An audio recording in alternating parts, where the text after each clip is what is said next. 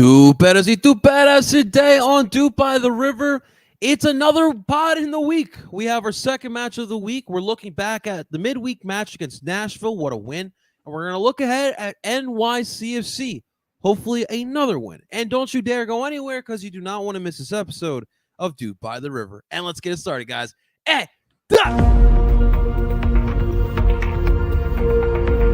Doop by the River doesn't do anything well. There is not one. I'm sorry. There was no creativity. As a Union fan, I take that all day. Another DP. We need to go get Mario Balotelli. And that is right. Welcome, everyone, to Doop by the River, the show where we follow everything Philadelphia Union. And, of course, we are brought to you by Philly Sports Network. Before we dive into today's episode of Doop by the River, we want to welcome everyone in, whether you're watching live on El Parcero Philly's YouTube channel. If you're watching live on our Twitter account, thank you so much for tuning on in. Make sure you guys follow there as well. And then, of course, you can find us wherever you stream podcasts as well. Find us under Doop by the River Podcast. Ladies and gentlemen, join me today with my expert in duping. Welcome on in, Justin, President Red Card Industries Friedberg. Justin, my man, how are we feeling? Did you get some sleep last night, brother? Not really. I did not. I missed most of the game because I was running a D&D one shot over in Mount Holly, and by the time I got back, it was already 2-0. And as soon as I turned the TV on, Carranza does his best Randy Orton impression and pulls the RKO out of nowhere, and yeah, man, it's some interesting shit. But what a game! Wednesday night MLS soccer, dude. That's all you can fucking expect, man. Some shithousery on a midweek match, man. We'll obviously get in full depth in that. Nate, what's going on, man? Welcome on in, brother. I hope everyone's having a great night here. Thanks, everyone, for tuning on in, of course, man. Justin, I definitely wanted to send condolences to all my fellow American fans. Dude, what happened last? But PKs, it's always, listen, when you lose in PKs, and we know very well, right, because I'm lost cup, when you lose in PKs, it sucks even more because literally it could go either fucking way, man. So that's also what happens when you send out your fucking C squad. Like, seriously, outside of Matt Turner, Miles Robinson, I mean, Jesus Ferreira technically makes the bench, but and maybe I think DeJuan Jones, but that was an awful roster. I get sometimes you have a drop off, but this, even through the group stage, was single-handedly one of the worst U.S. teams I've seen. Real quick, did Panama bring their top guns to the Gold Cup? Yeah. Okay. U.S. besides U.S. and Canada both seem to not bring their Mexico brought some big dogs. Oh, I saw Choa was in goal, which I figured that's. To be honest,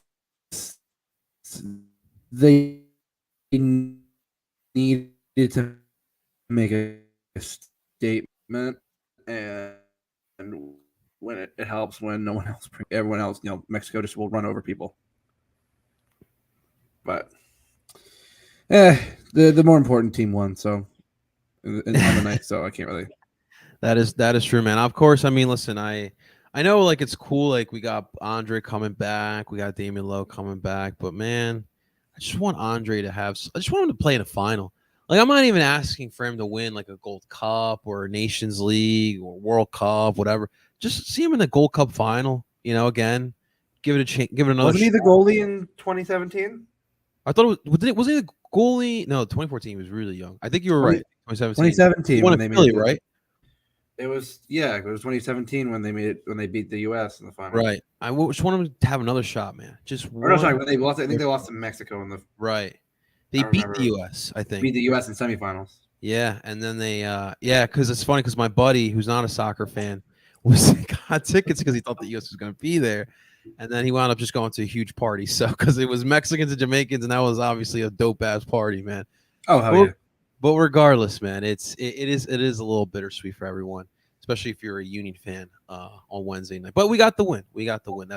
That is the most important part for sure, man. Real quick, how you like Pulisic in the red and blue? The was it the Rosinero? The red and black, the Milan. I think it's a great move. Him at Chelsea, like people forget that the pandemic year when they won the Champions League, he was on fire.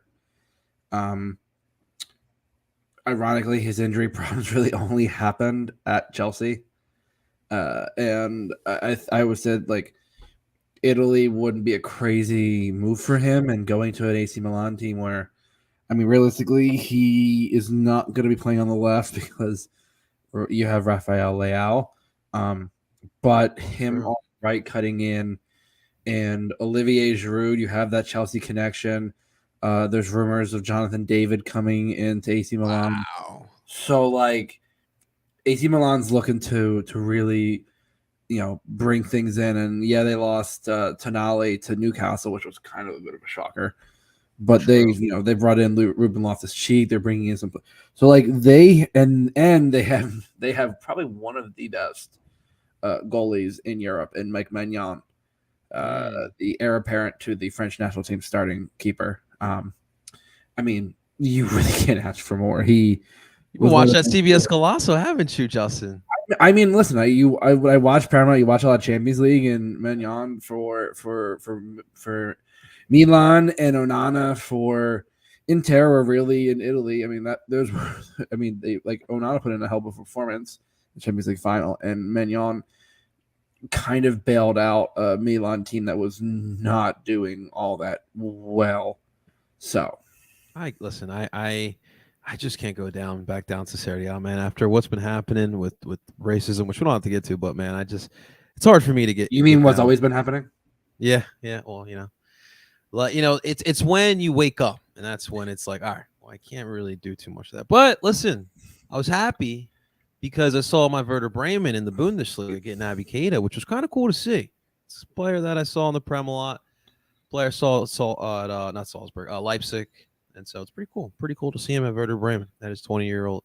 How about I mean when we talk about the Saudi moves, Steven Gerrard coaching, Jordan Henderson potentially going and Ruben Neves, who is like a Portuguese national team starter, but the dude's 26, dude's getting the bag. And say what you will, it is absolutely sports washing. I can't get down with it, dude. Like I it might sound like a bitter fan, but I can't get down with it, man. The whole Saudi Arabia movement, man. I just can't fuck with it, man. I can, for all the listen, I absolutely don't agree with it. I think it is helping to prop up the idea of sports washing to help overlook the human rights abuses that occur, but from their perspective, man, careers aren't guaranteed, and that is more money for their family than, I think anyone can imagine. And I know it's, they're already rich. It's like, well, yeah, for most of us who don't exactly have that kind of money, which is 99% of people, you can absolutely say that. I think it's definitely a more complicated issue. And to have a hard stance one way or the other, it's kind of like there's a lot of nuance. So while I don't agree with taking that kind of money from a very questionable source, you can understand why some players might, because it might be the best payday they ever get. Yeah, and you see kind of the humanitarian work that N'Golo Kante does. Sadio Mane is a big one as well. But when you're able to have that financial flexibility, the amount that Conte can give back to, I forget where he's from exactly in Africa, but it's huge. It is huge, and it's kind of hard to turn that away. Just soccer wise, I just can't get down. You'll never see me watch Al Hilal. But on a more positive note regarding the region, I don't know if you've noticed. But a lot of dual nationals players that could be eligible for African nations, but have chosen France, Netherlands, England, one way or Right. another, are making their way back to their home, their parents' home countries That's good, man. and doing a lot. I know Mbappe was seen recently in, I believe it was Cameroon. Right. Did see that. Bukayo Saka, I believe, was in Nigeria.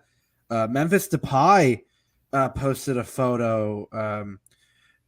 So despite all the sports washing, I think you are seeing a number of players who are kind of reconnecting with their roots. That is good, man. And I think that is something they could be commended for. Yeah, but do you imagine like some of these African nations, if they actually had their players that they choose to play? Oh, like, it's It's kind of crazy. like how if you took away some of the best starters from the French national team and put them back to the countries that they like, there is that kind of understanding that, like, I just think sometimes with some of the bigger countries, it's just such an appeal. Yeah, especially those major like France, England, Germany. Like you kind of do understand. Yeah, like if you're good enough to be that starter, like, then why wouldn't you really have a better shot at winning a World Cup?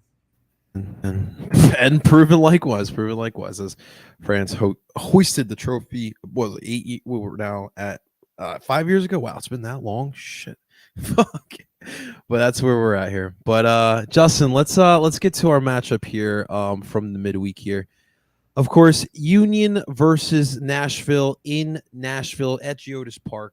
Of course, this big storyline here was, listen, the Union needed a result. If they were trying to avoid their first 3-game losing streak for the first time since 2018. And so that was on the line here on Wednesday night.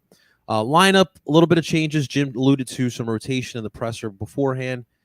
Joe Bendick back on goal. Of course, Kai Wagner, Jack Elliott, Jaco Glazes, Nathan Harrell as your back line. Leon Flock at the left. Jesus Bueno at the 6. Ali Bedoya at the right. Daniel Gazek at the tip of the diamond. Quinn Sullivan and Juli Carranza at the top. Not too much action in the beginning of the match. A couple opportunities. Union with the better of the opportunities. But throughout the night, there was a constant trend for Nashville. I don't know what was in their boots, but everything was sailing over the post for Nashville. Union would strike first. Daniel Lovitz. Union fans, you should all be sending thank you notes to Daniel Lovitz tonight. Local boy Daniel Lovitz, unfortunately. Look at that. That's why we got Justin, man. We got a local. That's why he helped us out there, Justin. First yellow card, 40th minute. He off of a free kick. Daniel Gazek driving to the net. Lovitz from behind gives him a little of that love tap, and that is going to draw the PK, Mr. Lovitz. And so Daniel Gazek would convert for his 7th PK goal of the season. And then, of course, in the 84th minute, you had Daniel Lovitz again with a penalty, this time going right for the legs of Urre in the box. Yes, Mr. Lovitz, that's going to be a PK opportunity, another yellow card, which means a red card, which also means you'll be suspended next week, which we don't really care. But another opportunity for Gazek. He nails in his 8th PK. And then we get, first off, 6 minutes of injury time in the end of the first half. And then try 14 minutes of injury time in the second half. And that was just enough time for all shit to go loose. All right, you had a little bit of the scrum. The Union had a little bit of a transition opportunity. Shaq Moore, with 99 minutes of soccer play, said, "Fuck that! I'm not running. I'm not running after you, Carranza." Grabs him, a little bit of extracurricular activity, a little spinorama, and then a little bit of a brawl ensues. And Sergi, the ref, didn't even know what to do, so he decides to give out red cards to you. You get a red card. You get a red card. And after 115 minutes, 16 minutes of play, that would do it. The Union would win 2-0. A humongous victory, first off, here for the Philadelphia Union. But, Justin, it's a good win.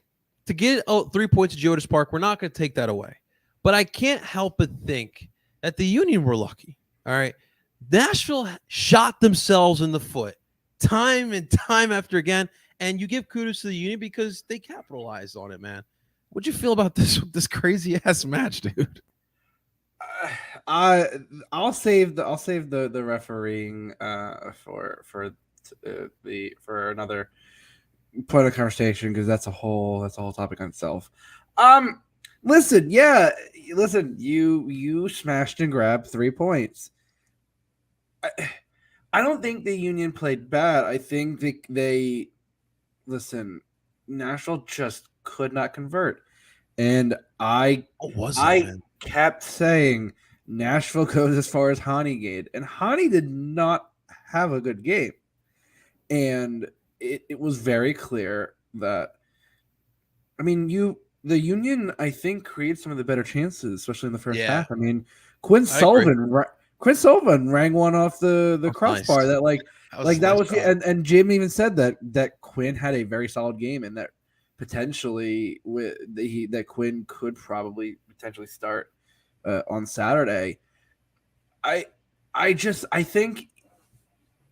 think this is a kind of a prototypical Union road win because going on the road and in a place like Geodis Park is absolutely not easy. It is a very, very, very, very difficult place. Like I think everyone knows how difficult it is. I mean, the Union were maybe 10 minutes away from a road win last year to open up Geodis Park. Mm-hmm. It's not easy, but I think the defense obviously did what they expected. I think once again, and Jim made another mention, Jesus Bueno had a fantastic game.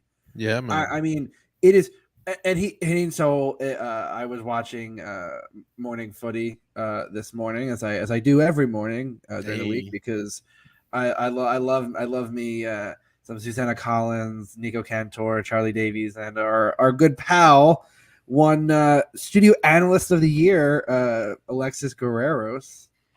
But Jim was on today and he said, listen, the only reason Jesus Bueno doesn't get more time is because you're stuck behind El Brujo. And like it or not, with El Brujo, he is Like one Matt of the best. Freeze, man. He's one of the best sixes in the league. And Yeah. unless Brujo gets transferred, it's going to be hard to displace him. El Brujo, Bueno, they said Bueno, like you were what the 10th minute of stoppage time in the second half, and Jesus Bueno is out, chasing down guys to help win the ball back and throw it the other way to throw it to the corner. Like that's nuts. But that also determines like that's kind of the mentality that this team has. Yeah. And yeah, listen, it was not a pretty win, but I think on the road you're not looking for pretty. Yeah. And yeah, listen, the first PK, Daniel Lovitz just decides to he decides to show Daniel Gazdag how to Superman that hoe. For that's a reference that I'm maybe half our audience gets. So yeah, if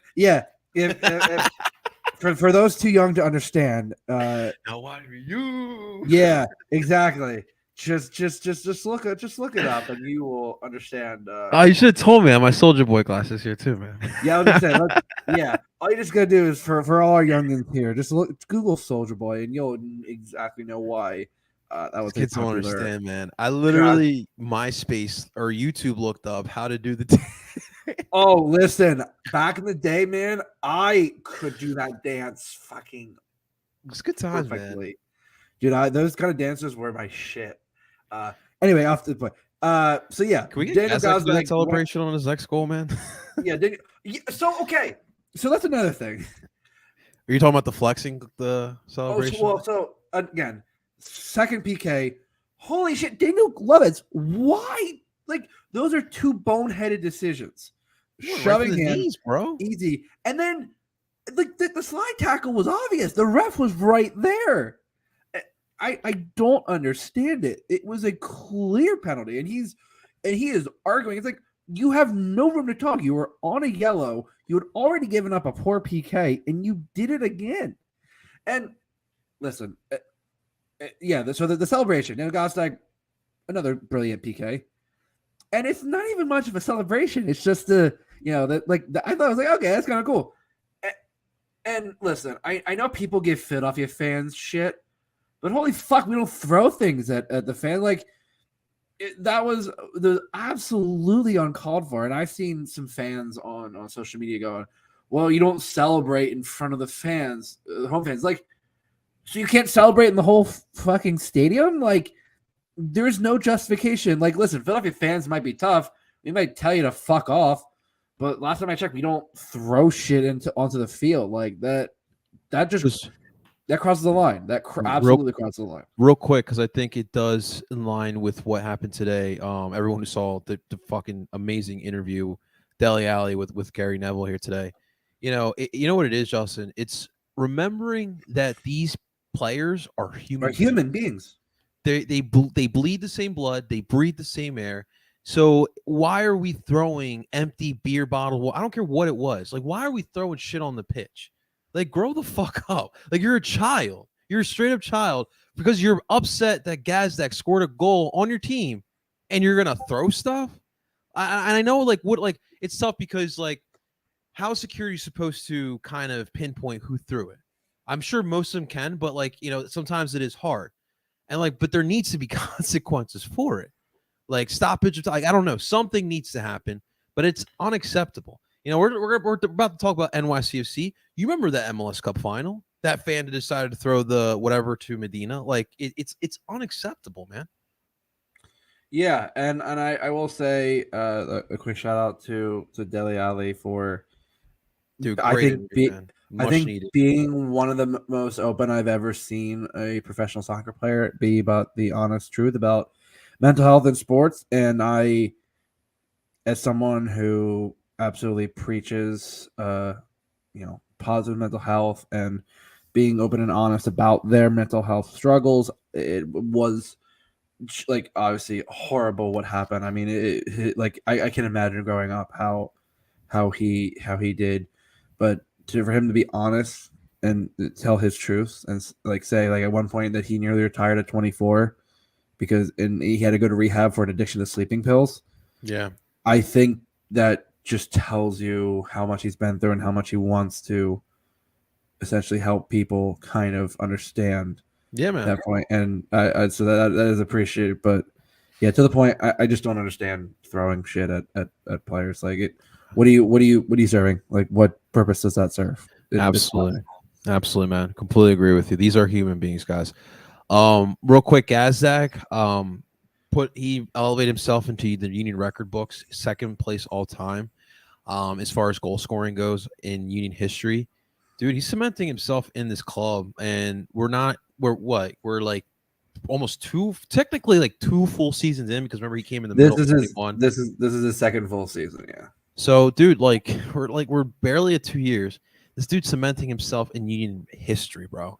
Yeah, I think when we're gonna look back at it, I think we're in the middle of watching the best attacking midfielder to play for the Union, and I think in terms of watching the best striker for the Union in Julian Carranza, I think we're gonna look at this front three and genuinely not believe the numbers that they're putting up. Like, for all we joke, like we talk about, and I love Seba, but you look at like what he had to do on some of those teams. Daniel Gazda, like he's at 9 goals this year in league play. Carranza is at 10. Uaz at, I believe, 7 or 8. You're at a pretty solid clip right now. And for people who are saying Gazdag isn't having a good year, or like at one point I've heard it various times that all the front three are not having good years, and yet they're all like at this point top 5 in goal scoring. Like it's nuts. Yeah. And I also think it shows that the Union are quietly. I mean, listen, they're in 4th place now. They are within spitting distance of second. They are quietly keeping themselves in perfect contention for a home playoff game. And I think this Leagues Cup break, if they can kind of go into it as they've been, I think winning on the road is a great. And Nashville is a great thing before the break. If they can get another solid result at home, I think that sets them up nicely for that month-long Leagues Cup break. Yeah, man. I think the most important part about Wednesday was getting results, but like you needed to snap out of that because it was 2 bad losses. against Atlanta, against LA. So to snap out of it, get a big one against Nashville, I think it's going to push them through to what's going to happen this upcoming Saturday. So we're going to talk about that here, guys. So we're going to move forward to our matchup here against NYCFC. Listen, we all know what it is when it comes to NYCFC.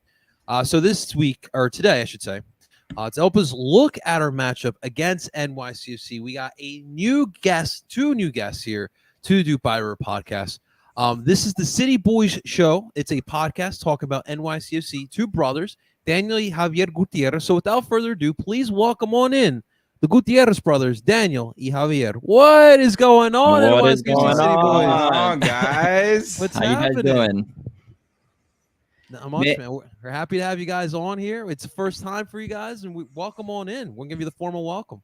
Oh, thanks for having us, man. We were just listening to your podcast right beforehand, see what we were getting ourselves into, and we were thinking, wow, these guys sound way smarter than us. Good thing you brought us in. Because we're only here for the vibes, man. We barely know what a soccer ball is. That's what we're all about here. We love it. We absolutely love it. Well, thank you so much for coming in, guys. You know, obviously first time here. So kind of tell us a little bit about the NYCFC City Boys, a little bit about both of you. You know what? We actually have to thank Philadelphia Union for the City Boys podcast to exist. Oh, yes. We were coming home from the Philly game 2 years ago. When we actually won the game. Yeah, we took the road trip during the COVID game. Or regular season? Playoffs. Yeah, playoffs, the COVID game. Okay. You guys had street vendors playing the game. Yeah, man. And we were just so hyped after that win that we were heading home. And we were like, I want to hear it on ESPN right now. You know, the vibes, the scenery, and there was nothing we could listen to. And so it was just us ranting for an hour and a half on the way home. And we're like, we need a podcast so then we can talk about it right afterwards. So really, that's where this podcast came from, was right after that game. That's where it all started. And we're the 20th NYCFC podcast out there now. So we're just adding to the long list of NYCFC podcasts. It's funny because you say it because Justin and I were talking beforehand, and we're like, we got another NYC. This is like, out of all the MLS clubs, we've never had this many pods from a single club like NYCFC, which is dope because it means soccer is growing in that market and people want it because obviously you guys are making podcasts. So that's kudos to you guys in that fan base, man. Yeah, and you know, we have 37 teams, so might as well have 37 podcasts. It kind of evens out. Wait till we get to 50, man. We're gonna have 100 podcasts out there. It's gonna be crazy. It's gonna be crazy. All right, so guys, let's talk a little bit about NYCFC. Obviously, we got the win earlier in the year. This time around, it will be in Chester, so things will change. But obviously, for NYCFC, it does kind of feel like, I don't know, like a transition period, or I mean, obviously, there's not really such thing as rebuilding in the MLS. But obviously, lot younger, a lot of pieces depart over the offseason, and you guys have been the drawing kings this year. So kind of tell us about NYC leading up to this point. Yeah, bringing up the drawing king, we've actually broke a record for the team. 11 draws. That's the most we've had. And we're not even done with the season. So we're looking to keep breaking history. I would say y'all going to break the record. Was it 17, I think? Oh, yes, it's 17. I think 18, Chicago. 18, we looked it up. Chicago Fire and someone else were tied for 18, I believe. 18. Didn't Nashville have like a bunch in 21 or something? Yeah, that was the year that they came to Philly. That was the PK. Yeah, they were like notorious for just drawing every game.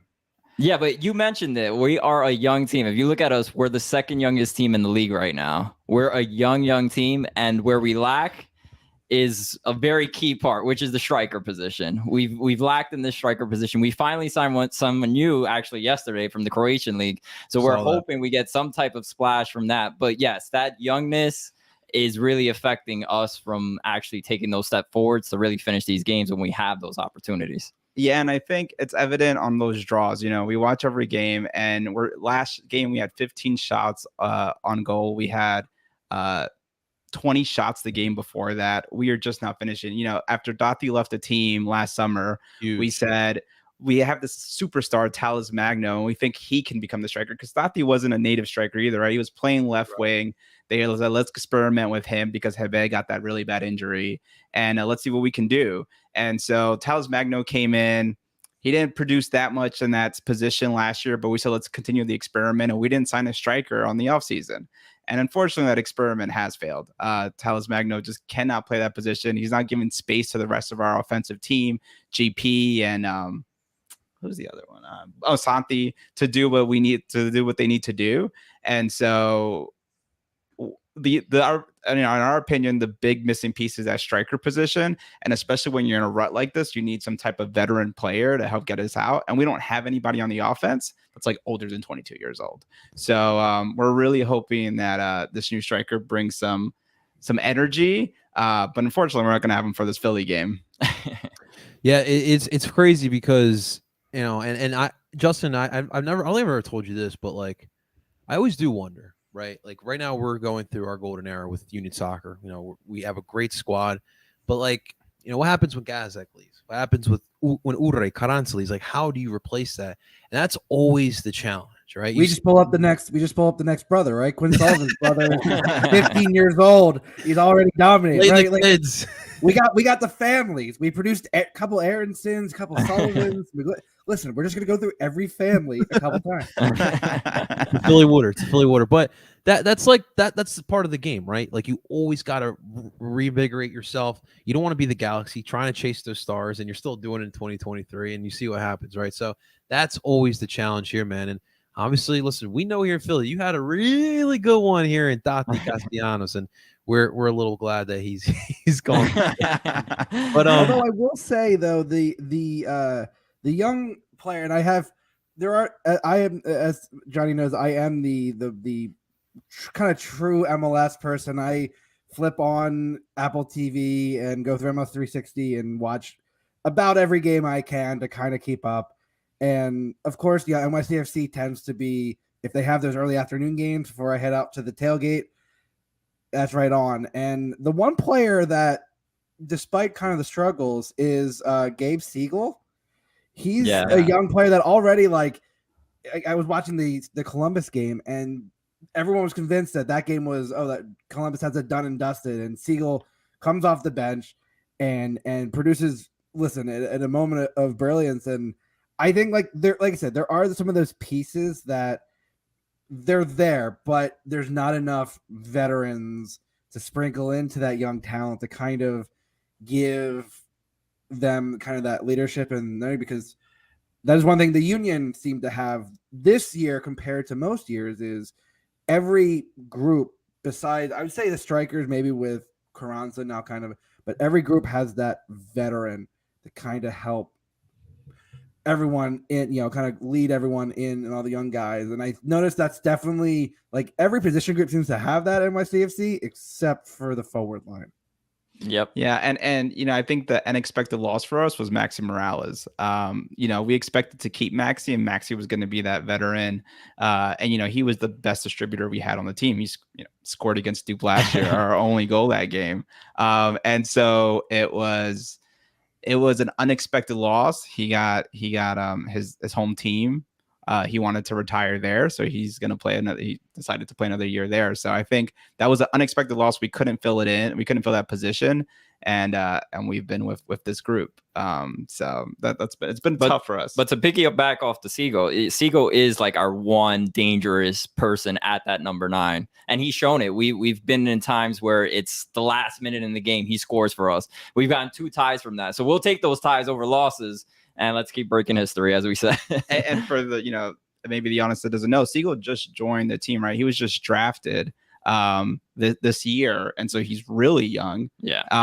And so he's still trying to figure it out too. But it just shows how big of a difference a striker can make, a true striker. Because even with his inexperience, even with his not great skill set yet, when he comes in, it changes the game. When he can provide the spacing, that's just natural to a person who typically plays striker. It's hard to find, but when you find one, man, you never want to get rid of them. No, when you find one, they go to Europe. That's your problem. They score 4 goals against Real Madrid, That's what they do. Awesome stuff here, guys. So I wanted to know a little bit about your new signing here. He's an Algerian youth.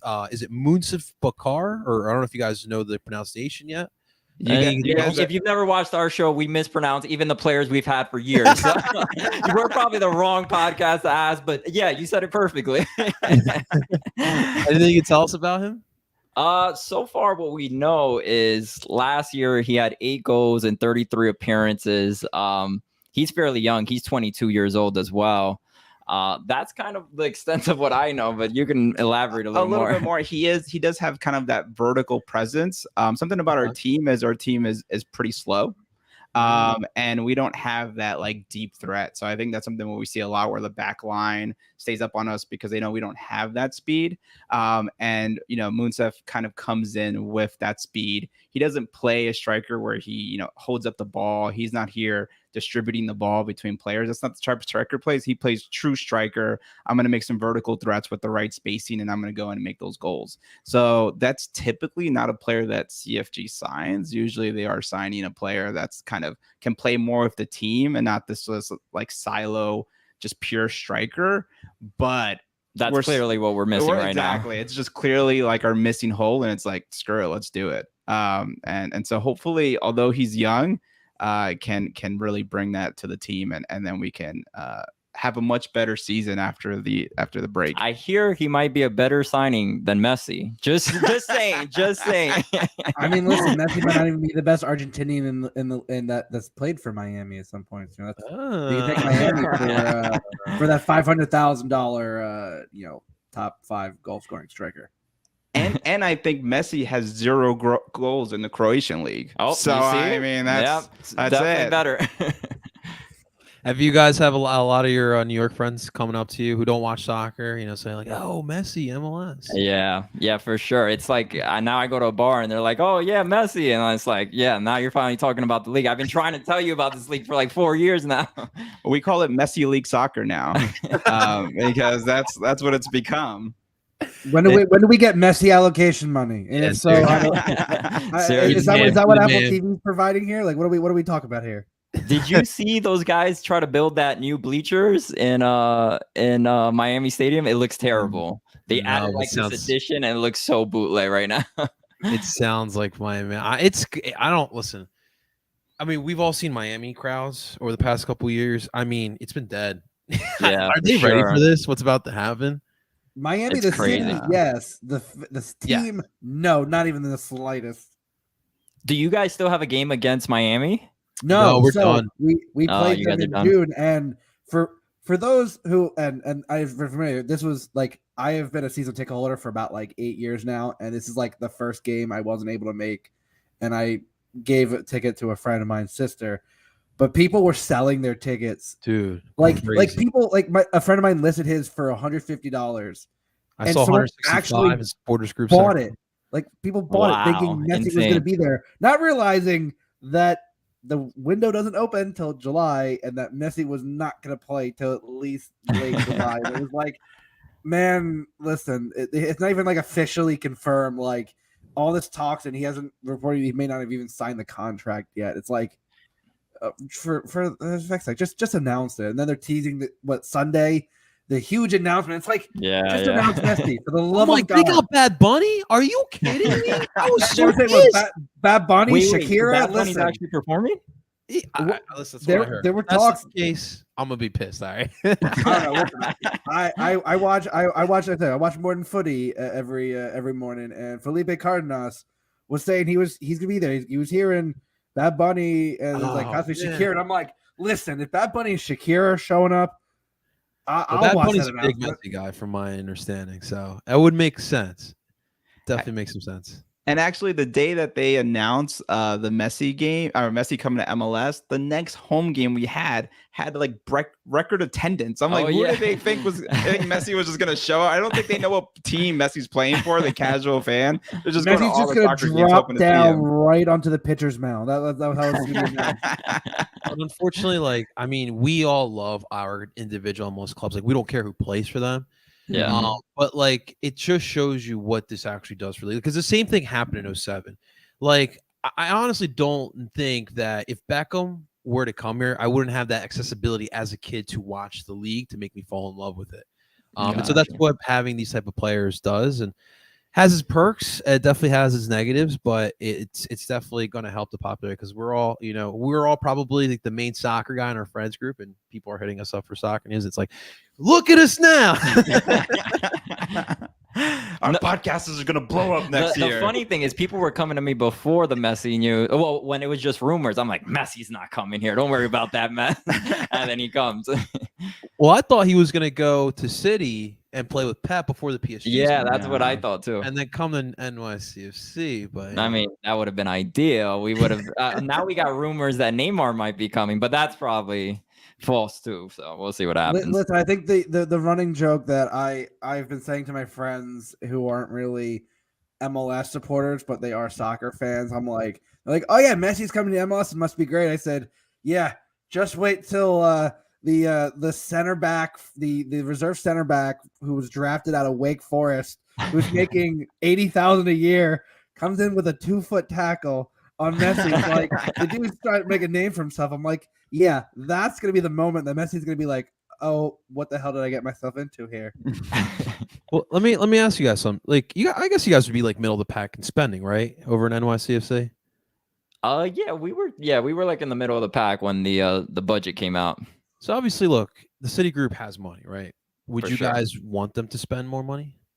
Yeah, I think there's been a lot of complaints that the City That's Group. big. There was actually something that came out where basically CFG was like, you guys just have to deal with it. We're not going to spend more than we actually have to. Yeah, and I think the thing is that we feel that they've prioritized some of the other teams because they think it might generate more revenue. Dude, And I mean, sorry. no, I was gonna say New York is a bigger market than Manchester. I mean, like, listen, I know Manchester City's Manchester City, but like to not like focus on NYC, that's crazy to me, man. I know. And I mean, we talked about like we lost Callens, which was huge for our team. You know, I know Right. thought he wanted to go, but Callens was also just as big. And to see him go to Girona hurt us. And I think something that we've heard from, the grapevine of being inside the NYCFC world is that CFG finds the MLS salary cap a bit, kind of like handcuffs. And so it's like, all right, if we can't go and just fix our problems of money, let's just deal with it on with other teams where we can. And then it kind of grows our fan base faster. So it's a little interesting. I think there's going to be a lot of changes to the salary cap after this Messi signing. We'll see what happens. But I think we have this conversation a lot, and I think the salary cap helps bring parity. You don't have New York and LA just spending billions of dollars, and then you only have two teams that care. You know what I mean? So I actually appreciate the salary cap here in the States. For sure. Because I mean, no one wants to see like example like LAFC winning the cup every single freaking season. Like, Yeah, exactly.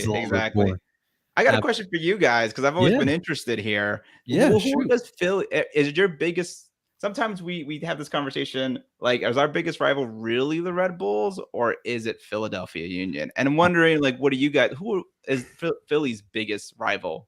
I'll let Justin take this one. So, I've kind of been in the fan space for a while. I think at this point, I don't know if we necessarily feel like we have a true rival. Like, there's intense games, but I think at this point it's also more fun watching, like, especially when it's a Red Bull matchup and they make it known to you if you didn't even ask for it that we're not their rival. But when we beat them, it's it's nice to not beat a rival. And so I think that's kind of the mindset that Philly fans have felt. Like, every team around the area has kind of been like, oh, well, we have this club to be our rival. We have this club to be our rival. So we're like, cool, no one really likes us anyway. Fine. I guess it's like we have teams that we don't like, but I think in terms of a true rival, at least to me, I don't know if we really have one per se, but I think I'm also of the mindset too where, as I always say to people, for 90 minutes during the game, I will kindly tell you to fuck off. But before and after the game, hey, you want to have a beer? You want to like I love tailgating with away fans all the time. I think it's personally one of my I was in Atlanta last week, and it's so much fun tailgating with all of their supporters group, and I think that's kind of in this country like what I hope to see how the sport grow. And despite all the messy shit, I think there is another chance for this to grow. So I think in terms of pure rivalries, I don't know if Philly fans might say differently depending on who you're talking to, but I think to me, I don't really see a particular rival. You know what it is, Justin? It's like a mood. I feel like I feel like Red Bull. Obviously, like now it's not the same as it once was, like 5 years ago. Because like, we're just kicking their ass most of the time. pretty much. But also, like when we get to Red Bull week, like a part of me like goes back to like my like 16-year-old self, and like thinking of like Titi Henry like scoring like, and I'm like thinking to myself, Red Bull, man, Red Bull. And then like obviously like I also think of the Revs, like I think of 2020, and I think of Kessler, and I'm thinking like F the Revs.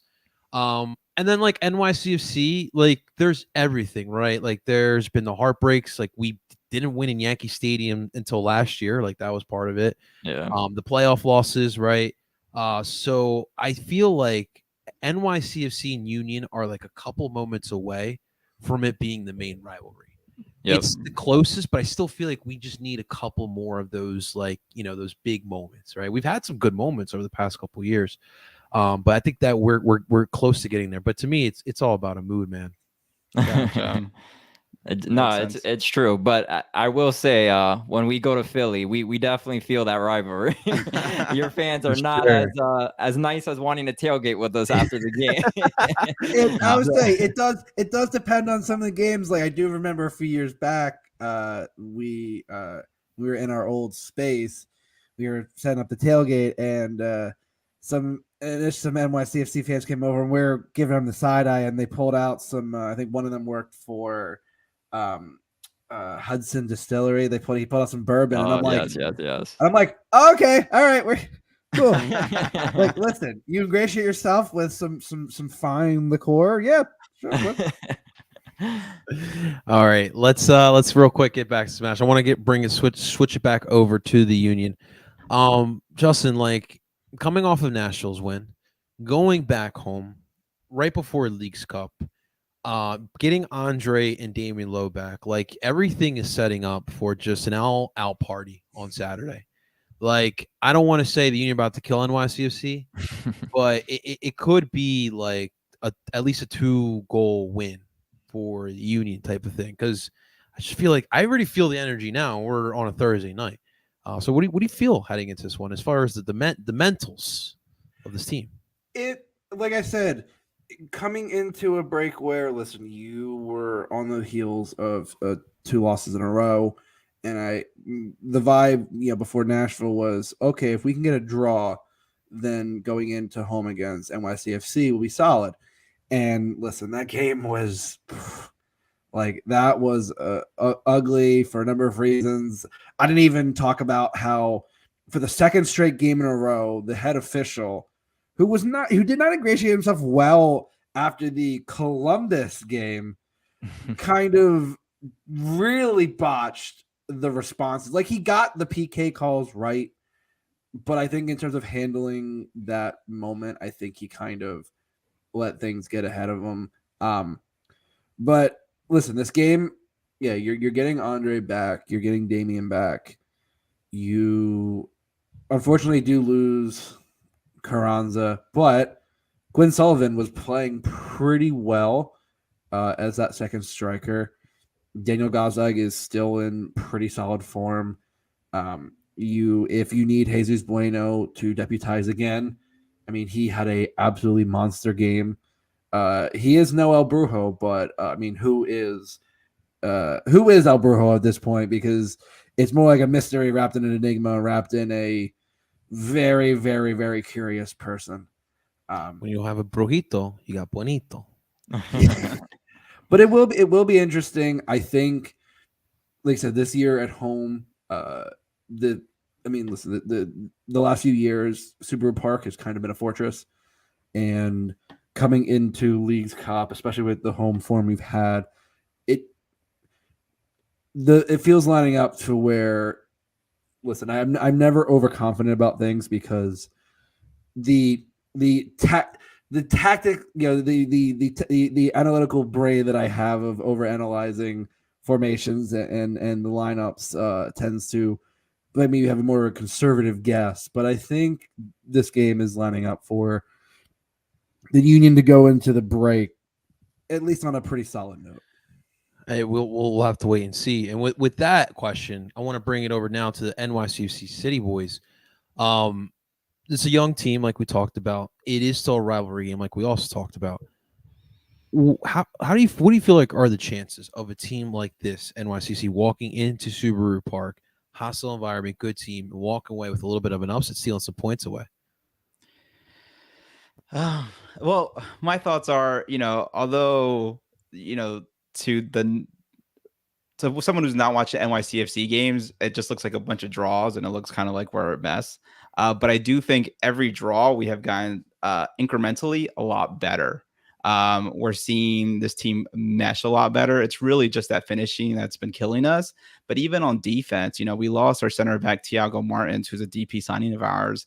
And we've put in Gray, who used to play right back for us, and Justin Hack. And with Chanot, we've really been able to hold some really good teams, with Columbus Crew, with the Revs, with a few others, with I think Nashville too. We might have played recently.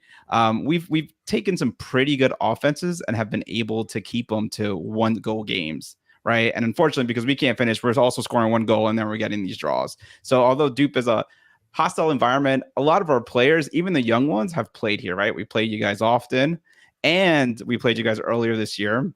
So our thoughts are, we used to be a fortress at home, and then you guys broke that seal this year.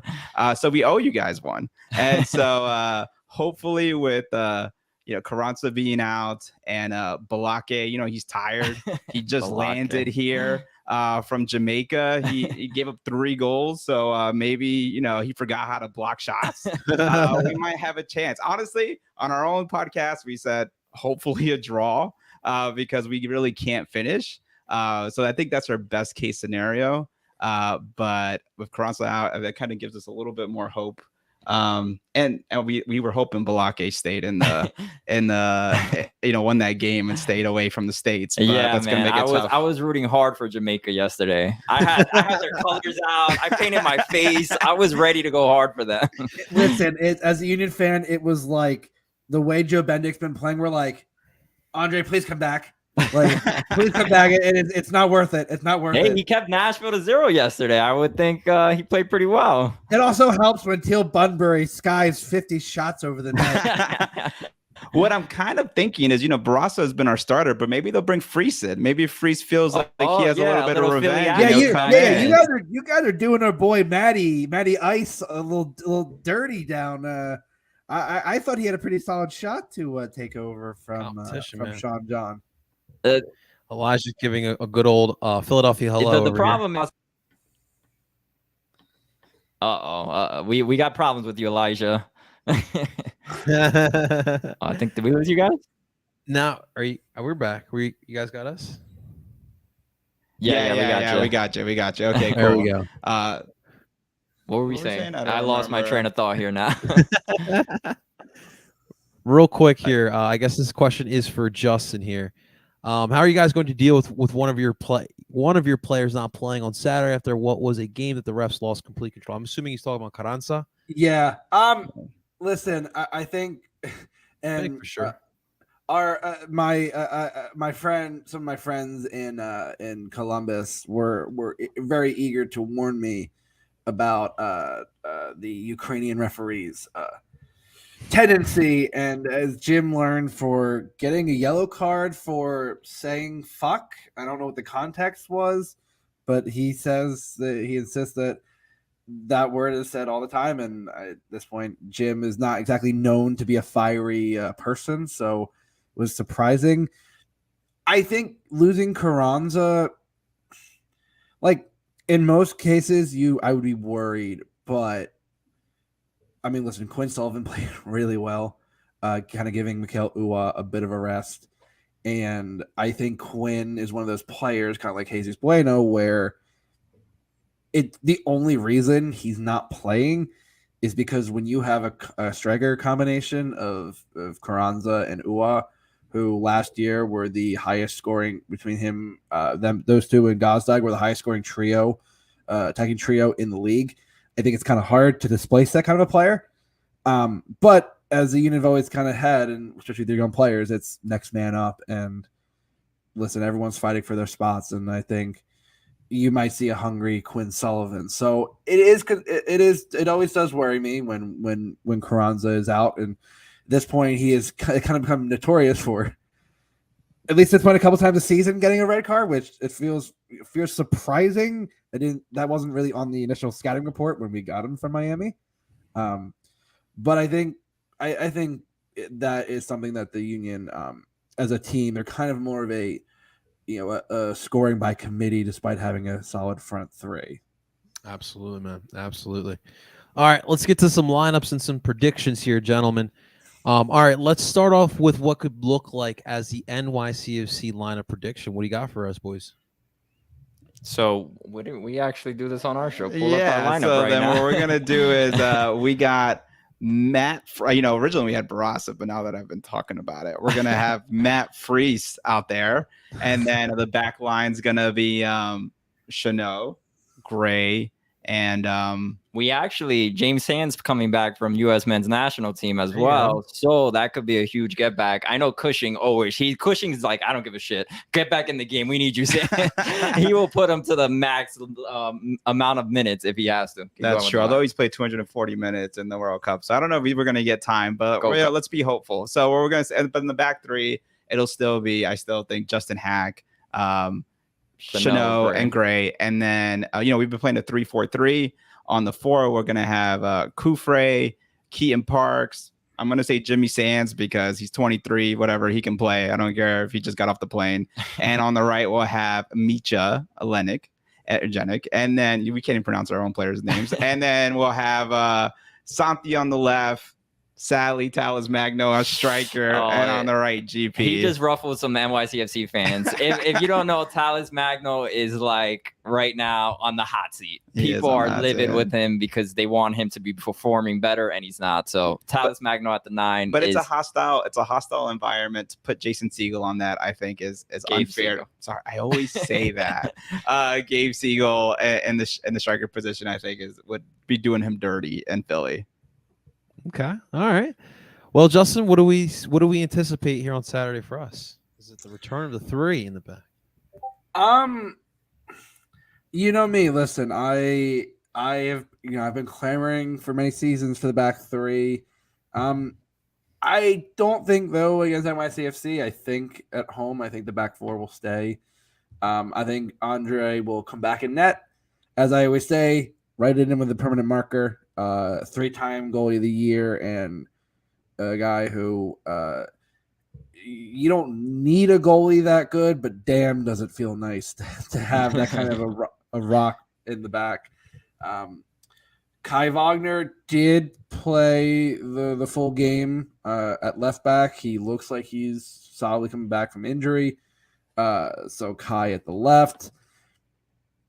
Center backs, I mean, I know Damien's coming back, but I think him having played Gold Cup, I wouldn't be surprised if you keep a center back pairing of Elliott and Glasnes. Glasnes, defender of the year, continuing his solid form from last year.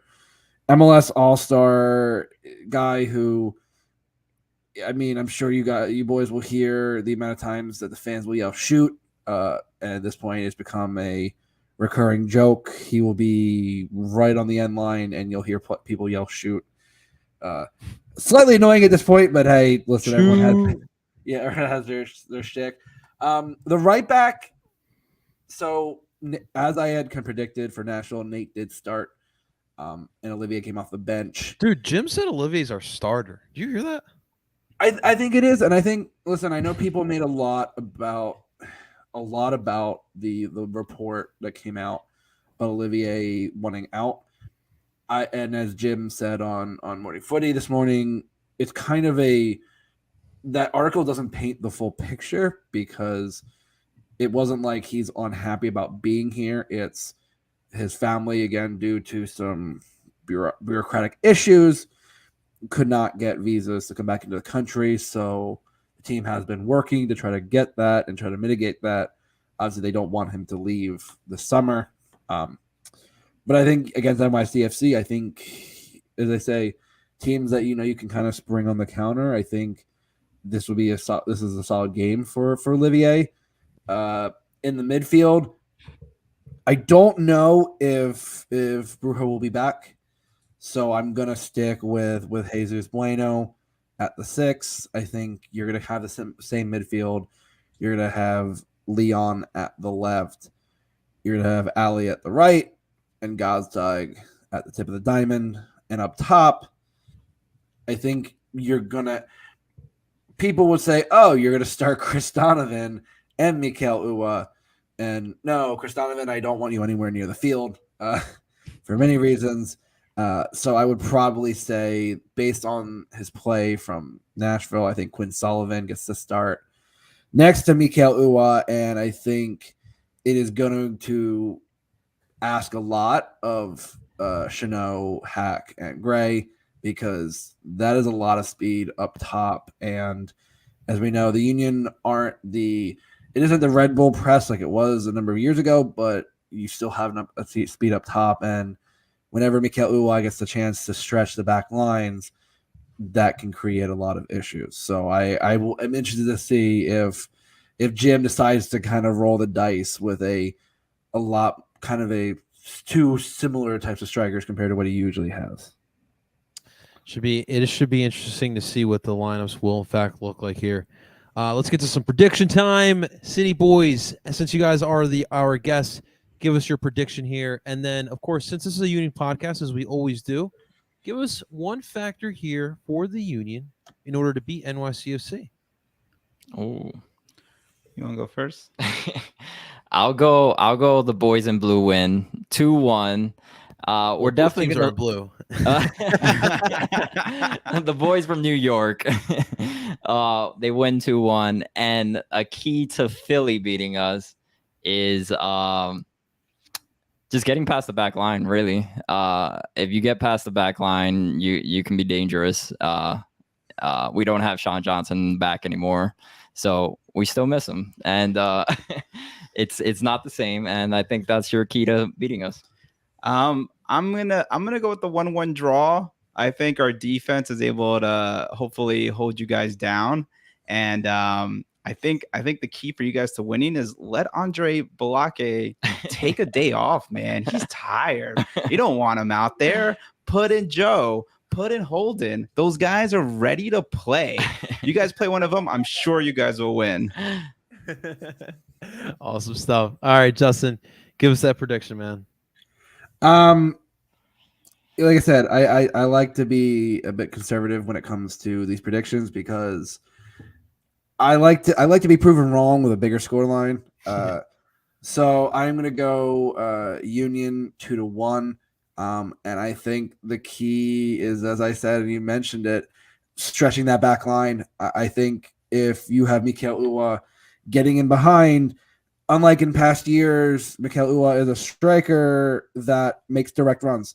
His runs are attacking the goal line. He is going at the back line, and the Union have a number of players that are going to be crashing that box. And I think if there is a disconnect between the defense and the midfield, which the Union seem to excel at exploiting those spaces, if there is that disconnect, the Union will be making Barraza or Matty Ice's Knights a nightmare. And as much as I would love to see Matty start, I think I also it would be conflicting to see us pound him for some for a few goals. But I'm still thinking only 2-1. All right. I'm a little offended. That's your conservative score line. But we'll take it. Fine. Awesome stuff. All right, guys, that's going to do it for this episode. I really, really, really, really want to give a big thank you to the Gutierrez brothers, the City Boys, for hopping on in here, giving us a perspective from NYCFC. Guys, please plug away, just in case there are some Union fans who do have an itch to want to know what's going on with NYCFC. Let us know where they can find your stuff.